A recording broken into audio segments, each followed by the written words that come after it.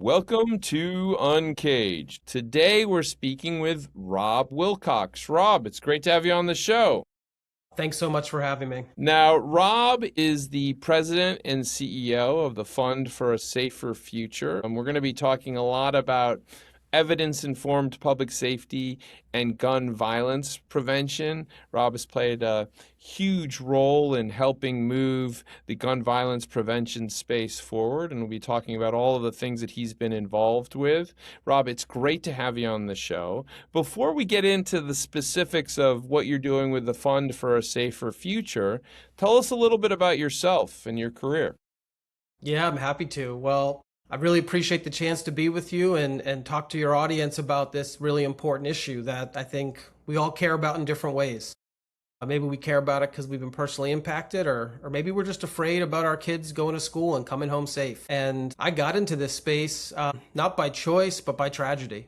And, I was sitting here with you now at 46 with two kids. I still remember my 19-year-old cousin's funeral when I was 21, senior in college, and going there after she was unfortunately a victim of gun violence and just wanting to play a part to make a difference because I saw a middle school gymnasium filled with adults who were crying. I was the oldest cousin, and it just didn't sit right with me that was okay. That this beautiful young 19-year-old who was on winter break from her college and volunteering at her local mental health hospital was the victim of someone who was clearly in crisis but had access to guns, walked in and killed her and others. I came to it from growing up between two housing projects in Brooklyn, where there was certainly violence in New York City in the 80s and 90s, but I wasn't thinking about policy or politics or anything really. I just wanted to play a part. So when I graduated college, I showed up at a small nonprofit and I was answering phones at the front desk, just trying to do whatever I could to help out. And what started there became a career. And after law school and working at a New York law firm, I really dedicated the bulk of my professional life to trying to find a solution that we could all agree on. How do we build safer communities? How do we build safer futures for all of us? And so I've been privileged to do a lot in that career, from helping negotiate legislation that's passed and eventually get to work in the White House. But it really just comes from this passion that none of us should have to live with the fear of gun violence. We all deserve to be free from gun violence, and to be free from gun violence allows us to thrive in so many other ways, be it in school, in business, in the arts, in whatever way that our dreams would take us. We need all to be safe from this terrible tragedy. Yeah, and Rob, I mean, amazing work that you've done over the years, and now you are spearheading the Fund for a Safer Future. So tell me a little bit about what the fund is up to. Yeah, I mean, the fund is an incredible opportunity. It started in 2011, and it's actually a donor collaborative. And so it has 35 different foundations, from some of the largest in the country to smaller, regional place-based ones that have come together to pool their resources to say, how can we make the right investments to get to that safer future?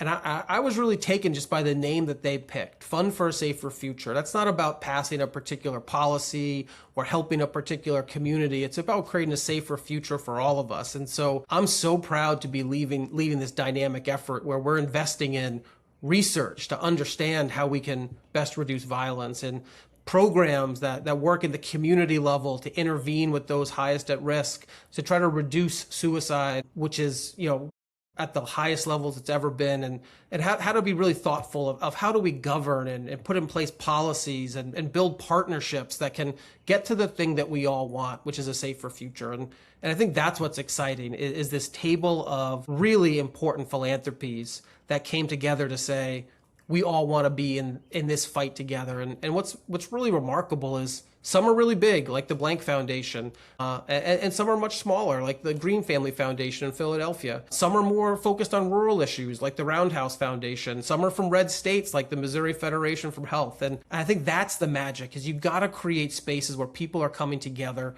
bringing their different perspectives, and then figuring out how do we invest in solutions that will get us to the goal. Yeah. Yeah, I think if you talk to everyone about these issues, there are certain things that everyone agrees on, which is absolutely all the topics you're mentioning. We all want a world where we feel safe. right? And I think the challenge has always been kind of like what that actually will mean, and what, I think probably people like me, we've always looked for those kind of magic buttons, like, oh, well, what's that one little thing we can change that Yeah. will make things better? And it proves to be a dangerous simplification in a way, because it's a much more complicated set of issues. But certain issues related to topics like gun violence, gun control shift over time. Certainly, I'd say in the gun violence space, we tend to go on this roller coaster ride where, a new tragedy happens and we all are upset, and then 2 weeks later, it's out of the news cycle and they're on to the next thing, and then it happens again. Tell me a little bit about what you're hearing are the hot button issues right now. Everything you said is correct. And I think for a long time, this issue was a political football that focused on maybe that one solution. And what I've been able to experience helping to negotiate the first bipartisan law to pass in 30 years, the Bipartisan Safer Communities Act, which was led by Senator Chris Murphy and Senator Tom Tillis and John Cornyn and Kirsten Sinema, and then to work in the White House Office of Gun Violence Prevention, is it's not about one thing. It's actually about pulling 1,000 levers, because there's a role that so many different parts of our society could play. And yes, absolutely, a piece of it is policy, but a piece of it's also the programs we put in place through our health systems at the community level, how we're engaging with law enforcement. And when we actually had a chance to do this big thing in the face of the largest increase in gun violence we'd ever seen.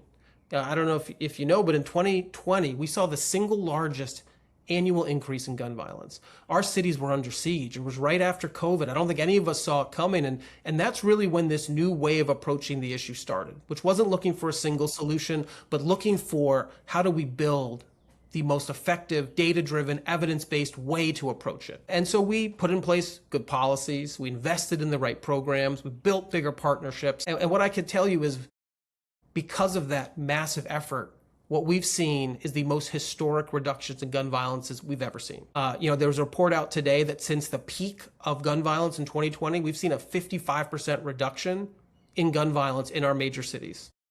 Really? Wow, that's great. Baltimore, that's seen a 72% reduction in homicide.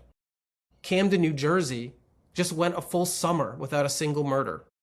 Newark, Philadelphia, Denver, San Francisco, they're at levels of gun violence that they haven't seen in 100 years. And I think that is the real lesson that I've learned, is the hard, unglamorous work of implementing really comprehensive approaches that don't just rely on solving yesterday's shooting, which is essential, but preventing tomorrow's, can get us to the place that we want to get to. And it's not about just a single solution. It's about how do we invest in the programs that will help identify those highest at risk, provide behavioral health, mental health, give them opportunities. How do we reduce access to dangerous weapons, ghost guns, machine guns, guns that have been illegally trafficked? And when we do all of those things at the same time, we actually can see the thing that we've all been talking about that I think is happening underneath our noses without us even knowing, which is the most historic reductions in gun violence that we've ever seen in this country. Rob, that is very heartening news. And certainly I feel like that may be a fact that I hope that everyone that's watching this show takes away with them and spreads a bit. That's wonderful news. Let's break it down a little bit, though. So let's take like a Camden, for example, because, for folks that like myself that have lived for long periods of time in the broader, tri-state area, we know that that's been a problematic area. What has been the big change there? So I think the approach that we finally put in place, and it went from just advocating for gun violence prevention, but actually governing for gun violence prevention, really had four big pillars. One is prevention. Like, how do we actually serve communities where there is violence to provide them kind of community level support? Let's improve educational opportunities. Let's improve transit. Let's invest in greening parks and improving streetlights. And that's a piece. I think the second thing was a really focused effort on those highest at risk, using health and criminal justice data, identifying the small number of people that is most closely connected to gun violence and developing interventions behavioral health, mental health, de-escalation tactics. Some of those happen in community, some of them happen in partnership with law enforcement, some of them happen in health systems. And so you're really focusing on those most at highest risk. Third is how do we build our law enforcement response so that we are solving homicides and non-fatal shootings? I mean, there was a time when we were only solving 30, 40, 50% of shootings. I was just in Pittsburgh and they proudly told me that they're solving 92% of their homicides. And so that was the third pillar. The fourth pillar was recovery. When there is violence, we can't just treat it like it's another day. We have to provide resources and support for the victims and those who've been exposed. And when you build those four pillars out, as well as addressing the presence of illegal guns, you can make these big differences, but it takes really hard work that cuts down silos.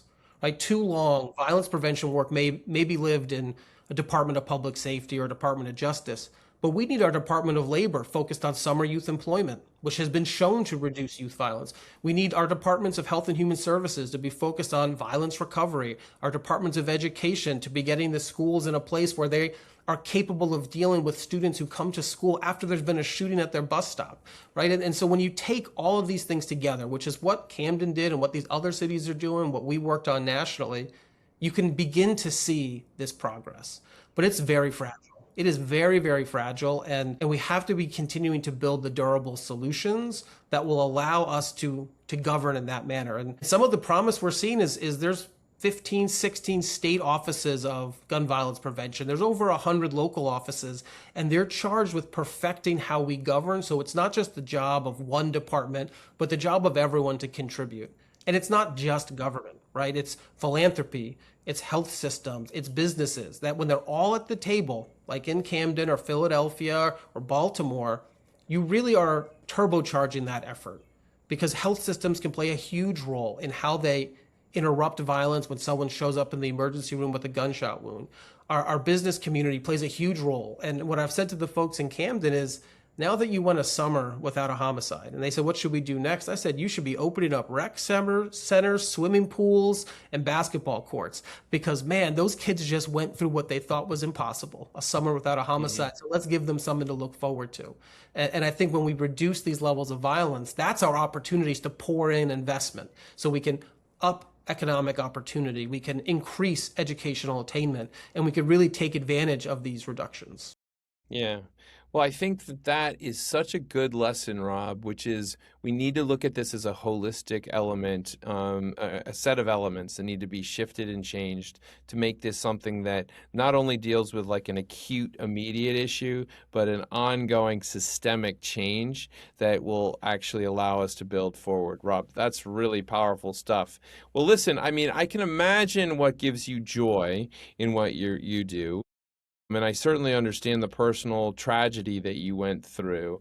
But I mean, tell me a little bit about what keeps you going. I mean, this is one of those topics that has been one of the backbone issues for American society over the last several decades.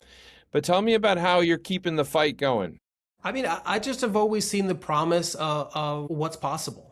And I've been fortunate that in all of the different areas that I've worked in the past, 15 years, it's finding those moments of progress. And so when I was working in the state legislature in Tennessee, which is a place you would consider to be quite hostile to maybe the policies that I'd before, I proposed a bill that just said if a domestic abuser tries to buy a gun and fails a background check, that information shouldn't live in a database in Nashville. It should be sent to the community, the local law enforcement, to let them know that an abuser tried to buy a gun. And that seemed like a pretty reasonable idea, and it passed the Tennessee House of Representatives unanimously. And it got to the Senate, and there were some advocates who said, well, we can't do this. This is gun grabbing, it's gun control, right? All of the language we've always heard that stalls these conversations. And, fortunately, the sponsor of that bill was a Republican. She was a gun owner. And she said, this isn't about politics. This is about the women in our state, mothers and grandmothers, daughters, cousins, and an abuser who's trying to illegally buy a gun. And who knew how that vote was going to go the next day because the opposition had started. And I could tell you there's not enough Democrats to have a dinner party in the Tennessee State Senate. And so you got to be bipartisan. And that vote, it was 26-4 in favor. And before I knew it, Wow. I was on stage with the Republican governor.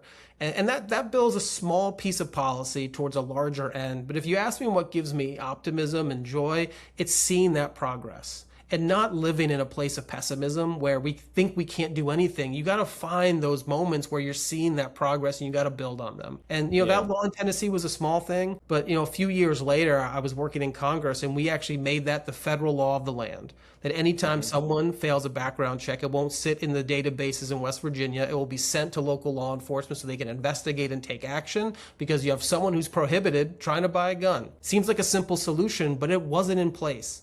And that's how we perfect these systems. And so then when it came time to work on the biggest federal law in 30 years, when I first met with Senator Chris Murphy, I just told him I thought this was our time. We learned so much. We had an opportunity not to create a bill that was a talking point or a cudgel, but was bringing people together. So the bill that got crafted wasn't just about gun policy. There were some really important provisions, but it was the single largest investment in school-based youth mental health.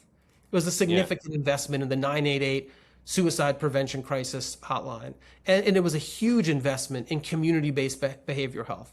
And that brought 15 Republicans to the table, and it allowed us to pass the first bill in 30 years. And before I knew it, I thought that was really the pinnacle, because I brought my aunt and uncle, who I mentioned, whose daughter was killed, to the White House for that ceremony. And it was what I promised them, is that I would work so hard that I would be part of this effort. And before I knew it, a few months later, I got a call from the White House that said, we're going to start a new Office of Gun Violence Prevention to do the thing I was telling you, build the biggest, most comprehensive approach ever. And I said, Yeah. good for you. I said, you're going to do so much good. And they said, well, the president wants to know if you'd be willing to serve. So Yeah. then I got an opportunity not just to have these ideas, but to go put them into practice. And we did, I think, 55, 60 executive actions across all the agencies. And I think what really motivates me now is not the policy change or the investments, it's the progress. It's that when we actually did the things that we thought could be effective, we've seen the results in lives being Yeah. saved, communities being safer, and the opportunity for us to realize that American dream of having the ability Yeah. to succeed. Because it is impossible to think about your future if what you're worried about is getting to school safely. Yeah, absolutely. Well, I mean, Rob, it's amazing to hear all of the elements of the solution that you've been part of and you've been able to move it forward. But let me ask you about the near future. I mean, what do you see on the docket that you're excited about over the next couple of years? Yeah, I mean, we're making some really exciting investments into, I think, how we can sustain this. So these reductions, I think there's a few key things we can do right now in this moment. One is we have to perfect our understanding of what truly contributed to these reductions, because they happened everywhere. It's not just about one city or one approach. And so we're investing in the Council on Criminal Justice, which is a wonderful, nonpartisan, newer think tank that brings together experts across disciplines. And they're going to convene in Phoenix, Arizona in September to really try to build a better foundation of what contributed. And then we got to keep investing in that multi-jurisdictional research to get better information on how did we really get here? What are the things we should continue? The second big investment we're making is into how do we sustain it? So how do we perfect the governing around these issues? How do we be better at implementing policy, investing in programs, building bigger partnerships? And so we're working with different governors' offices and mayors, state offices of violence prevention, also to get better at using data, evaluation, because that really is going to be the vehicle to the future. And lastly, how do we bring people this message? Because I just think even if you're experiencing this in your community, you might not feel it yet because no one is 55% safer. You're either safe or you're not. But as these things start happening, as Camden goes a summer without a homicide, as the city of Boston saw 24 homicides, right? As communities that used to be used to violence no longer have it, how are we filling people up with how we got there? How are we inspiring them to feel confident that we can solve the problems that we all thought were impossible to solve? And so I think those three things and making those investments and inspiring our philanthropic community and our business community to really lean in is what it really excited me in the short term, because it's no longer a question of can we do it, it's can we continue doing it? Yeah. Yeah, and dealing with those ongoing issues and then really utilizing the ongoing solutions as part of almost like a revitalization of local communities at the same time.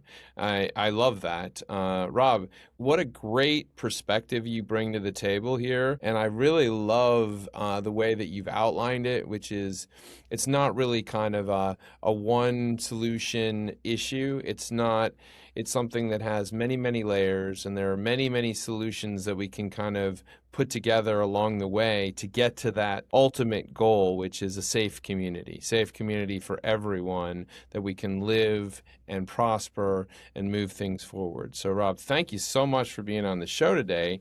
If someone wanted to learn more about what you're working on, where's the best place to find you? I would love it if they followed me on LinkedIn because I talk about these issues all the time. Or they could check out Fund for a Safer Future if they're interested in becoming members. We have some individuals, and we're looking to kind of build the biggest tent possible because we think with coordinated giving, we can go further. Because really none of us can do it alone because we can go further together. And so we're trying to build as big a tent as possible to kind of support the investment in sustaining this because the work isn't done. And, firearms is still the leading cause of death for children and teens in this country. And we still see too many tragedies. And to your point earlier, I think part of our issue was we could only focus on this issue potentially in the aftermath of a really significant tragedy. And that's important because it maybe gets us to focus, but those tragedies are failures. We've failed. And we need to be focusing on where we're succeeding and how we're succeeding and how to continue it. And so I'd invite people to, follow me on LinkedIn, check out the Fund for a Safer Future. And for those of your listeners that are interested in investing in these kind of solutions, we are looking to bring in more members and build a bigger table. Wonderful. Well, Rob, thank you so much for being on the show. And certainly, I don't think that there are issues that are more important than this one. It's one of those things where if you really believe in urban landscapes and, cities, we need to get these things resolved because we need to have those places be safe so that we can rebuild them, make them better. I come from Chicago, which has had a rough history of gun violence over the last several years, as you know, Rob. And, it's one of those places where if we can get that to be better, month on month, year on year, start to add some of these things that you're talking about, it's going to be such a benefit, such a windfall across every area of society. You talked about kind of ultimately creating local internships and jobs for people to do in the summer. It's all part about revitalizing communities. And it starts with that sense of safety, right? If you feel safe, then you can move on to the second tier, i.e., if you're worried about surviving the day, it's really hard to imagine your future and to build that future. But you really need it to build a safer future. And Rob, that's why we've been talking to you. Rob is the president and CEO of the Fund for a Safer Future. He's been actively involved in evidence-informed public safety and gun violence prevention for, I'd say, several decades at this point, probably. So, Rob, amazing to hear the work. And also, I would say the most wonderful thing about this conversation is the steps. Sometimes people will hear me say things like bird by bird, but this is one of those examples of, step by step, bird by bird, we're coming together with a better solution. So, Rob, thank you so much for being on the show today, and we look forward to having you back. Thank you so much for having me. Cheers.